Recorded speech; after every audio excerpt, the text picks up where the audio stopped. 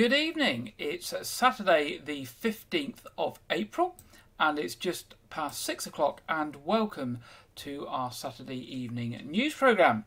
And in the news this week, no, we won't have that picture yet. Let's start again. In the news this week, Weymouth Council had to close the Harbourside Road at Custom House Quay yesterday after a large quantity of oil started to spill into the water. The road was closed between South Parade and the Ship Inn while the area was cleaned.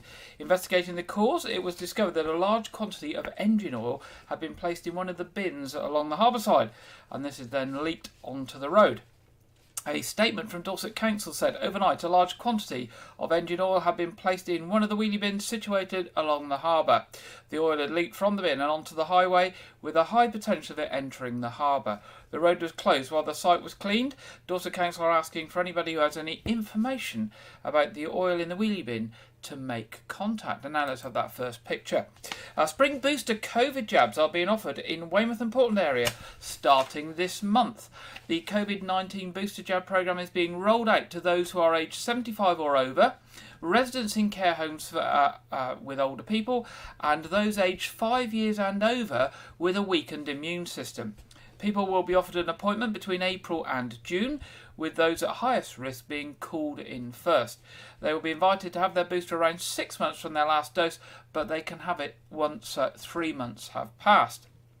Those who are turning 75 years of age between April and June are still being called for vaccination during the campaign. They do not have to actually wait for their birthday. And the surrounding areas of Weymouth and Portland, the vaccination centres will be Portland Community Hospital, the Linden Unit on Radipole Lane, and Malcolm Day Hospital at Weymouth. You'll be able to book it online at the usual website, and you will get letters and text to call you forward. Now, Dorset Natural History and Archaeological Society has announced it has appointed Claire Dixon as its new Executive Director. Claire is currently Director of Museums and Deputy Chief Executive at Bath Preservation Trust and will take up her new post in July. Claire brings with her a wealth of experience, having spent over 15 years in the cultural sector. At Bath Preservation Trust, as Director of Museums, she oversees 4 museum sites, including the internationally renowned No. 1 Royal Crescent, the Museum of Bath Architecture, Herschel's Museum of Astronomy, and Beckford's Tower and Museum. She also brings a strong background in visitor experience, coupled with extremely useful regional knowledge, having worked for the National Trust at both Kingston Lacey and Brownsea Island, and also a stint at the Tank Museum in Bovington. Jean Lang, who's the chair of Dorset Museum Board of Trustees, said, "We are looking forward to welcoming Claire to our team in July. She impressed us with her knowledge and background in the cultural sector and brings the skills and experience we need to drive forward Dorset's museum and society in these challenging times." Now, following the announcement from Dorset County Hospital last week, Dorset Healthcare have now also announced that they are changing their guidance on face coverings. As of Tuesday the 11th of April, the wearing of masks at Dorset Healthcare sites will now also no longer be mandatory. Masks will still be required in some areas to protect patients who have lowered immunity or respiratory illnesses. These areas will have notices on entrance doors to advise visitors. Staff will continue to observe good hand hygiene and wipe down all shared spaces in line with infection control recommendations to minimise the spread of infections within the clinical environment. Professor Dawn Dawson, Chief Nursing Officer, said, "Thank you to everyone for following the previous guidance and wearing masks for such an extended period of time. Patient safety remains our priority, and we will continue to take precautions in line with infection prevention and control guidance to protect all visitors, staff and patients." Now, there is still time to apply for a stall at this year's Weymouth Community Expo. Following on from the success of last year's first event, Weymouth Town Council Community Expo returns in May at the town's iconic Jubilee Clock. The event is a twist on the council's annual town meeting, highlighting the work of voluntary and community groups in the town, and also provides an opportunity for residents and visitors to find out more about council services and projects, and how you can get more involved in the decision-making process. if you are a local charity or community group who would like to take part and run a stall at the free event, then Weymouth Town Council would love to hear from you. The deadline for applications is still open and it will run through to Friday the 5th of May at midday. So still time to apply. Friday the 5th of May at midday if you are a community group or charity who'd like a table or a display at the Weymouth Community Expo. Now, you can be running a stall alongside some organisations that have already confirmed they're going to be there, such as Weymouth Carnival, Citizens Advice, Dorset Police Community Speed Watch, Age UK, Royal Voluntary Service, No Thought, Hangers Heroes, Chesil Sailability, 5K Your Way, Weymouth Climate Hub, Dorset Council Fostering Team, Families and Babies Air 107.2 and Weymouth and Portland Lions Club. So lots of local organisations are going to be there. The event runs from 11 a.m. to 2 p.m. on Saturday the 20th of May. And as I say, the stalls will be located at the Jubilee Clock. If you are interested, you'd like a stall, then the way to get involved is to email events@weymouthtowncouncil.gov.uk for more detail. That's events@weymouthtowncouncil.gov.uk. Now, an organisation we mention quite often, Arts Reach, have announced their summer programme.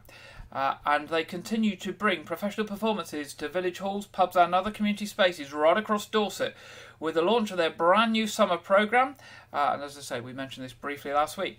The fully published programme features 13 artists and companies set to perform 17 live dates in 17 rural communities. With the support of the Arts Council England and Dorset Council, teams of Arts Reach volunteers across the county will host a variety of live music, theatre, dance, storytelling, poetry, family shows and much more for people to enjoy right in the heart of their communities. The season starts with some of these, and I'm just highlighting a few that are in the programme. A Norwegian dance company called Pantaray Dansita, Make Me Dance, which is 3 dancers and a live DJ who explore why they became professional artists. Living Spit, who are back with their hilarious romp, One Man in His Cow. In fact, we did feature that a couple of weeks ago. West African multi-instrumentalist composer Amando Diang and Franco-American guitarist and songwriter Corey Sense. Rosa Tour with Rattus Rattus, the epic tale of man versus rat. Callum Hughes with Thirst, a love letter to sobriety and celebration of all things alcoholic, which combines storytelling and song. Brenda Reed Brown with But I Haven't Finished Yet, a riotous celebration of growing older. And with a mix of absurd and extravagant theatre, impressive acrobats and a pinch of satirical spice and puppetry, Brainfuls with Lucky Pigeons. I think Brainfuls have done stuff before. And combining comedy and tragedy, Opera in a Box presenting Don Giovanni. This is just a taster of everything happening around Dorset with Arts Reach this summer. Full details and tickets are available on their website at www.artsreach.co.uk. You can also find out information on their Facebook and Twitter feeds as well. Now, stress and poor mental health is one of the biggest challenges facing cancer patients post-treatment. April is Stress Awareness Month. It's running from the 1st right the way through to the 30th of April. And a national cancer charity, Cancer Support UK, is announcing its ongoing partnership with the Dorset Cancer Care Foundation to increase awareness of the financial and emotional support available to cancer patients in Dorset. Cancer Support UK offers an innovative range of free emotional and practical support services to people living with and beyond cancer, as well as cancer support training for businesses. The Dorset Cancer Care Foundation was founded by 3 local nurses in 2012 to help Dorset families struggling financially because of cancer diagnosis. Through fundraising and events, the charity has since donated over £646,000 to help cancer patients pay for specialist equipment, travel to and from hospital, childcare during treatment and everyday living costs. Now, for more information about Cancer Support UK services, you can go to www.cancersupportuk.org, and for more information about the Dorset Cancer Care Foundation, it's www.dccf.co.uk. That's www.dccf.co.uk.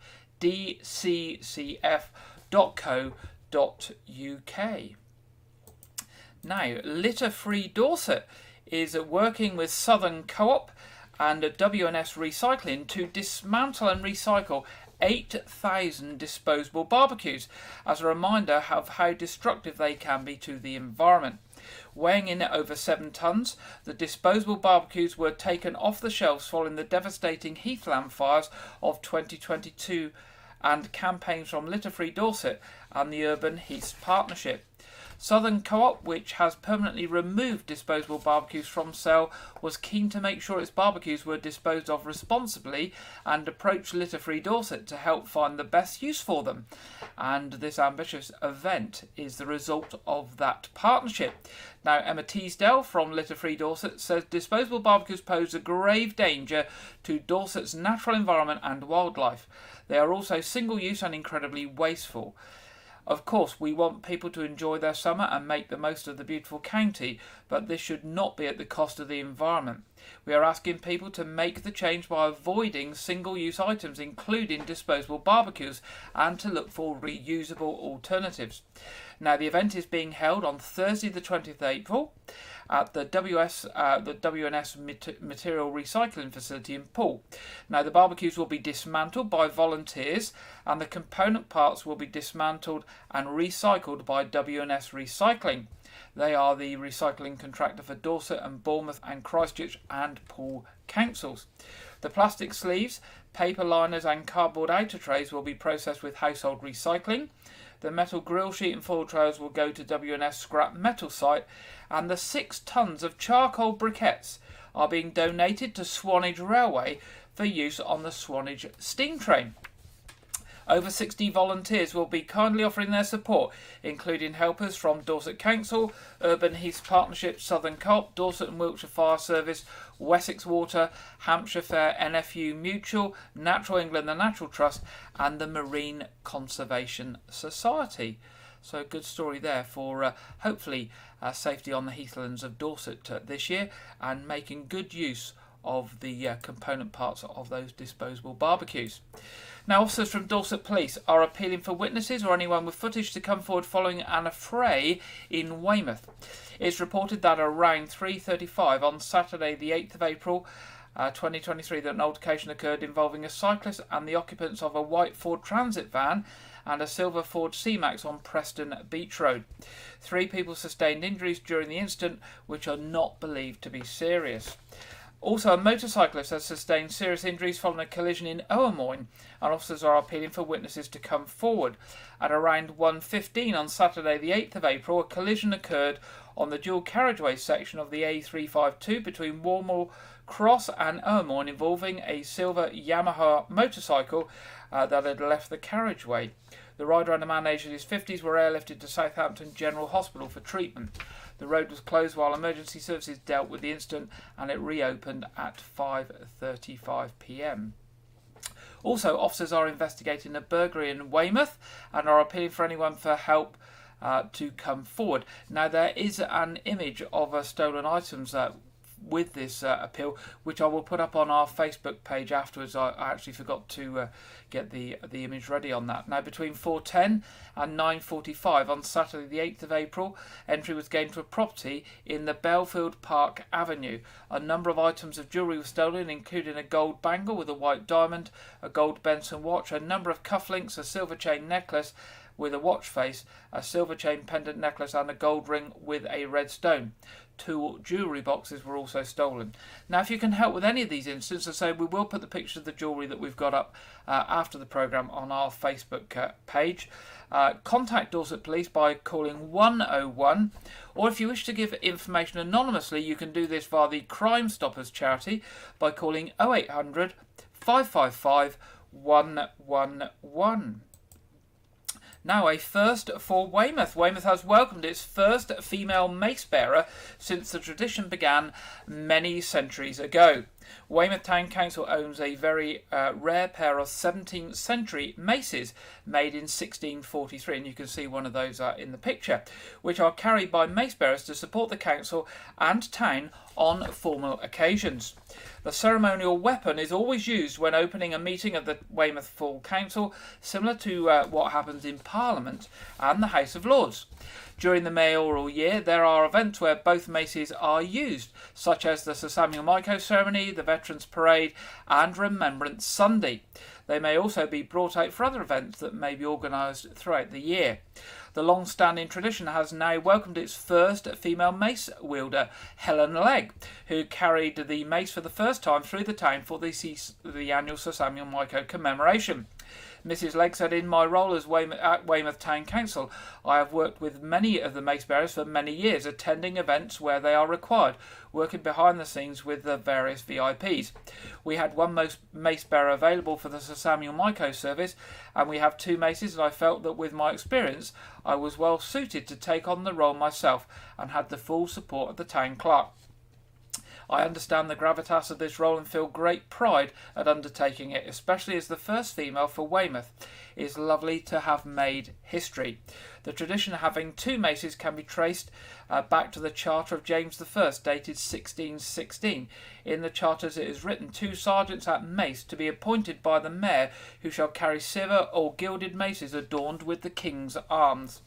The maces are made of silver and with a gilded finish, using methods that would later be outlawed in the 19th century for causing severe illnesses to the operators who actually gilded them. The maces were made by Thomas Maundy, who also created the maces that are used in the Houses of Parliament.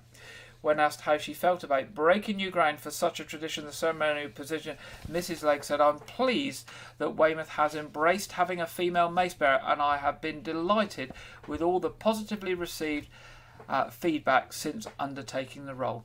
I would happily do it again if required." And maybe that will be required next year, Helen. We never know. We'll have to wait and see.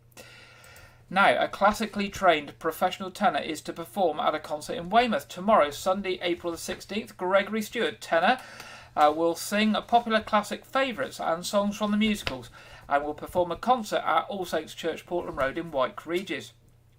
Gregory is a classically trained professional tenor and former vocal scholar of Wells Cathedral School. Since graduating from the Welsh College of Music and Drama in 2022, he has been given a series of church concerts in towns and villages in the southwest. His typical programme consists of popular classical favourites along with songs from a range of musicals such as Carousel, South Pacific and Les Miserables. Promoters said, "Come and have your spirits lifted." Now, tickets are £10, including a glass of wine or a soft drink, and you can contact Jeff Thomas on 07710 096174, or you can email thomas6314 at aol.com. That's 07710 096174 or thomas6314 at aol.com. Now, Portland charity Ireland Community Action are delighted to launch a very special competition that is open to everyone on Portland age from 2 years to 102 years to celebrate the coronation of King Charles III. Our Ireland Community Action Crafters Project is encouraging local people to make their own crown, tiara or headdress and share a photo of them wearing it for the chance to win some fabulous prizes. Thanks to the generous support of local businesses Boat Folk at Portland Marina, the charity is able to offer the following prizes for children: 10 years and under, a 25 cash prize and a hamper filled with sweets and treats. 11 to 17 year olds, a £50 cash, cinema vouchers, drinks and popcorn for 2 people. For the adult crafters, Polly Petals of Southwell Business Park have generously sponsored the prize of £100 cash and a bottle of bubbly. Crowns can be made using anything you like, from flowers, felt, foam and fabric to card, wire, beads, recycled materials, crochet, pipe cleaners, twigs, shells, leaves or even origami. Just have fun and get creative, says project manager Kate Pascoe. Now, to enter, simply make a crown and upload a photo of you wearing it to the Facebook group Community Crafters, or email it to office at islandcommunityaction.org.uk with the name and age of the entrant by Sunday the 30th of April. So the Facebook group is Community Crafters, or via email to office@islandcommunityaction.org.uk by Sunday the 30th of April. Winners will be announced before the coronation, with prizes delivered in time for the big day. If you want more information, you can call 01305 823 789 or email office@islandcommunityaction.org.uk. And finally, in our headlines tonight, funding worth £1,000 is available to encourage local groups to take part in the Big Help Out. That's the volunteering event to mark His Majesty the King's coronation.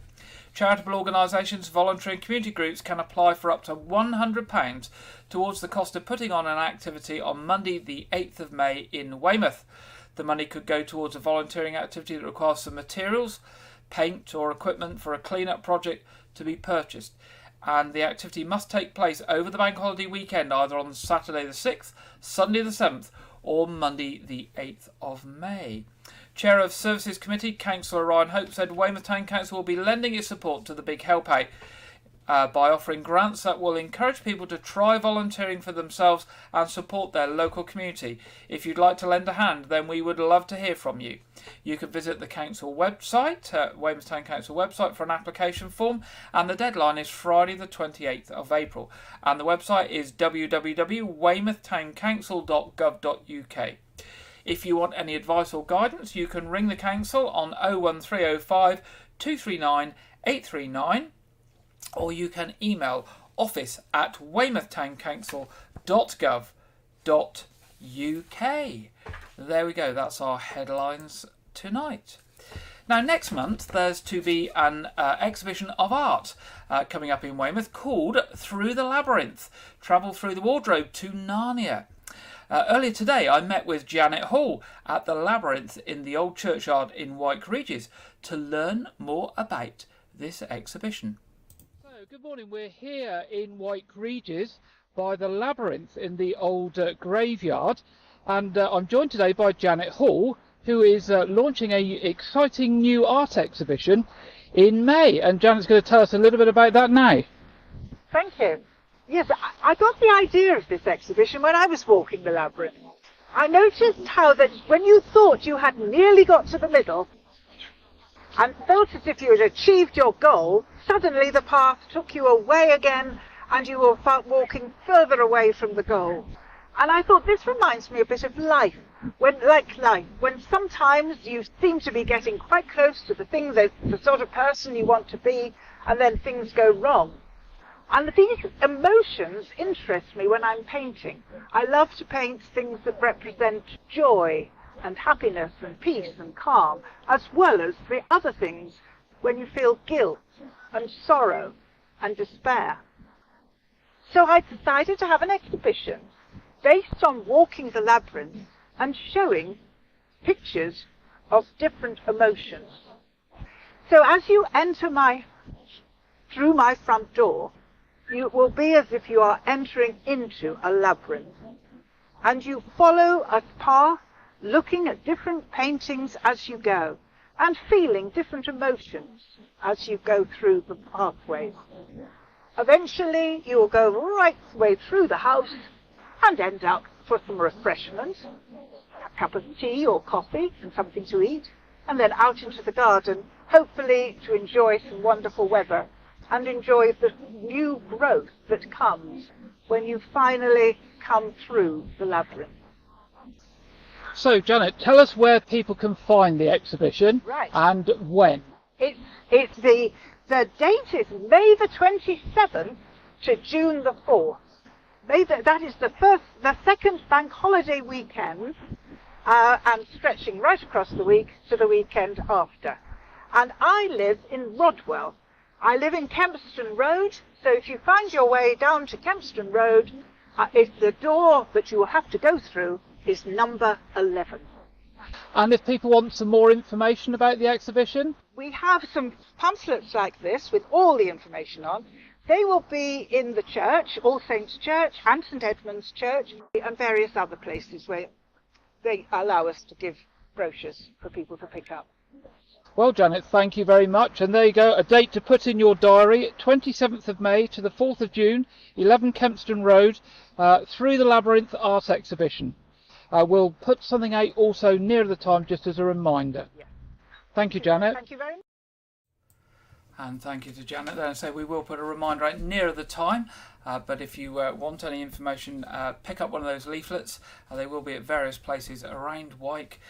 Or do email Janet at janethall103@gmail.com. So we will remind you nearer the time to keep that fresh in your mind. Now, Dorset and Somerset Air Ambulance, based at Henstridge, is to receive £200,000 worth of funding to allow its aircraft to land safer in poor weather. The funding, which will come from the Civil Aviation Authority, who are to help 5 helicopter landing sites across the country by providing global navigation satellite systems. The air ambulance are governed by regulations that stipulate the minimum height of cloud base that they can take off and fly in. If the cloud is too low, the air ambulance can fly on its instruments, but only if they're able to safely leave the cloud and land at its destination. The new system, by way of satellite information and 3D information, will allow it to approach the airfield without having to rely on ground-based systems. So that's good news for the Dorset and Somerset Air Ambulance. So I thought we would show you the Dorset and Somerset Air Ambulance in action with some various footage both from Dorset and Somerset Air Ambulance and myself.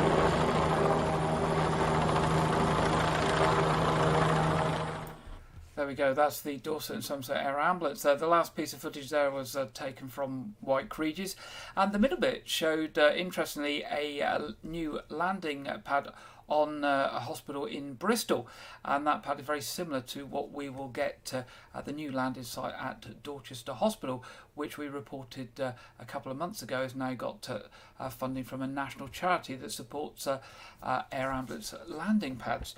Now, of course, the most important message from this is that Dorset and Somerset Air Ambulance is there supporting the people of Dorset and Somerset when we most need it, when we are critically ill and need to get somebody there very, very urgently with extended skills.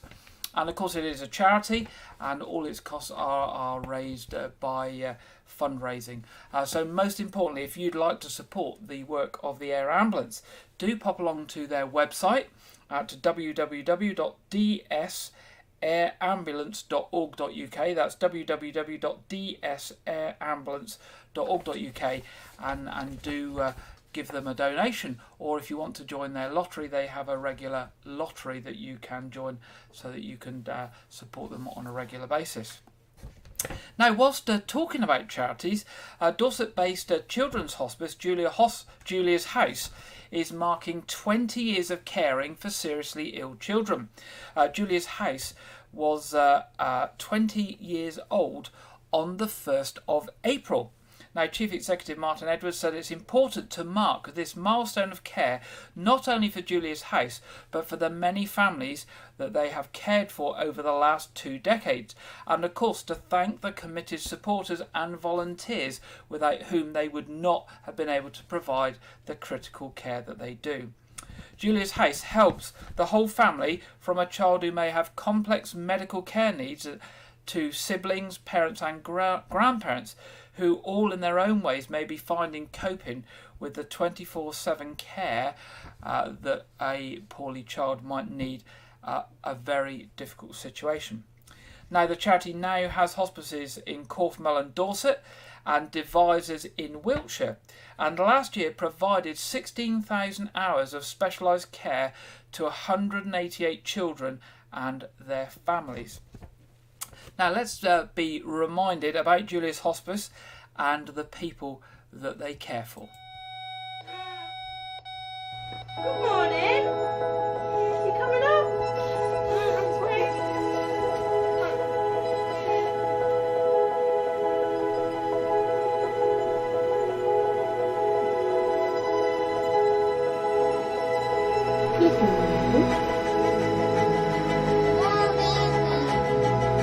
How done.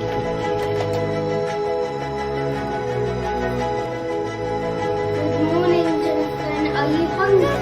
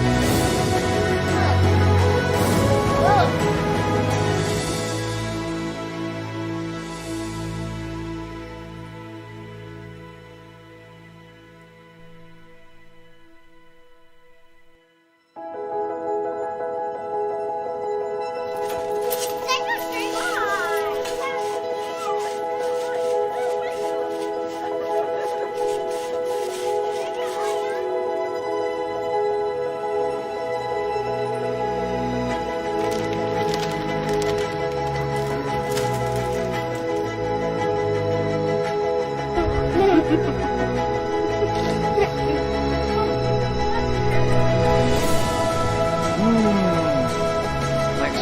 I was saying, oh,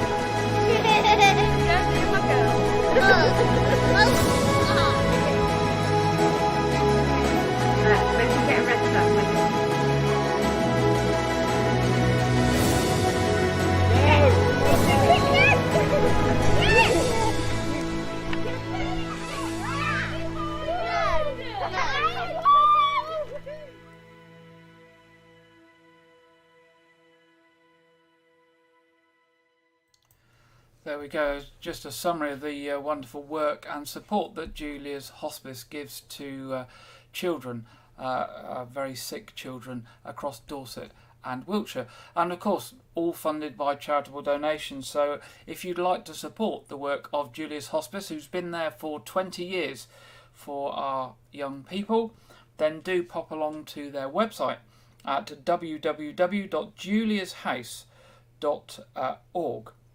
There we go, juliashouse.org, celebrating 20 years of supporting young people and their families when most needed.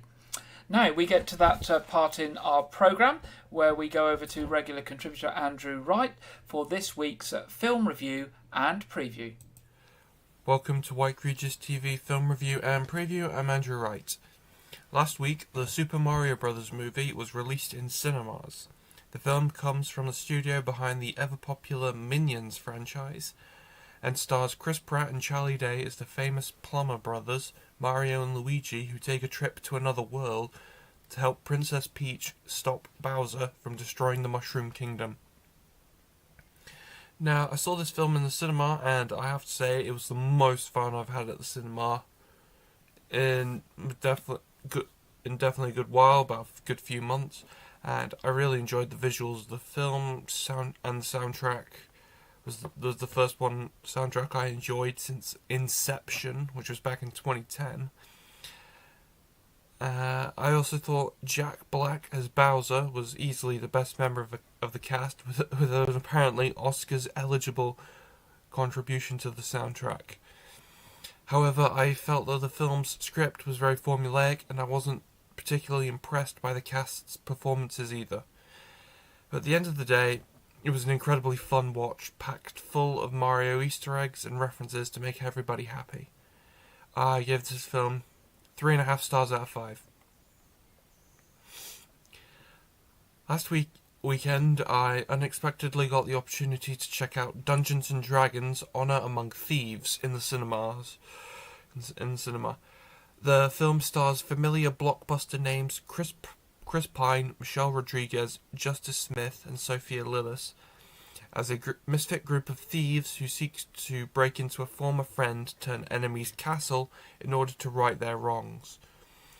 So this film is a straightforward fantasy film. It feels like everything good about it had to sacrifice something else in order to get there.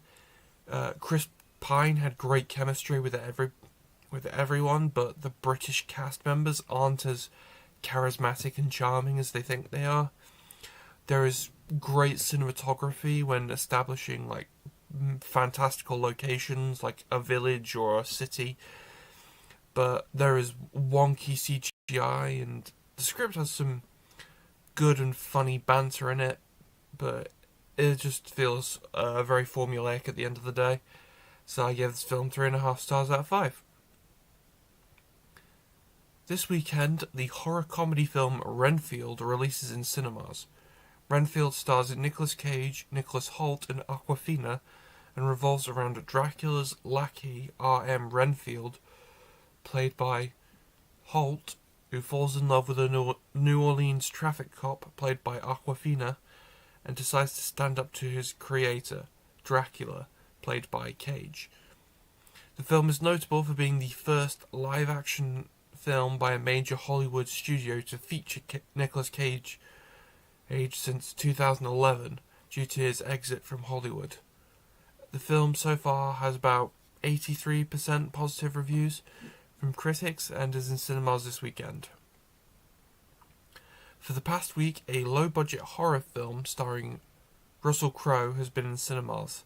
The film is titled The Pope's Exorcist and is based on the memoirs of one of the founders of the International Association of Exorcists.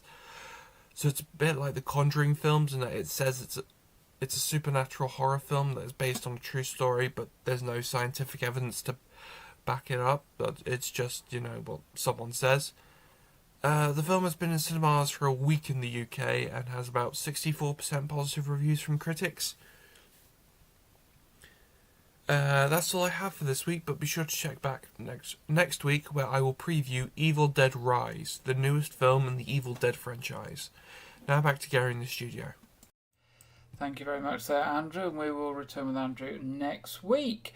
It's that time in the programme now where we go to the Met Office for the national weather forecast for the weekend, and this week we are joined by Craig Snell. Hello there, welcome to your weather update from the Met Office. Well, as we go into the weekend and into next week, the weather's certainly settling down, especially compared to the week we've just had. Out there at the moment, we've got quite a bit of cloud across central parts, also some showers across eastern areas, and these showers could potentially be quite heavy at times. Best of the sunshine across southwestern England, Wales and western Scotland, so feeling fairly pleasant here. After a bright start across Northern Ireland, actually here, skies will turn increasingly hazy as this band of rain starts to approach.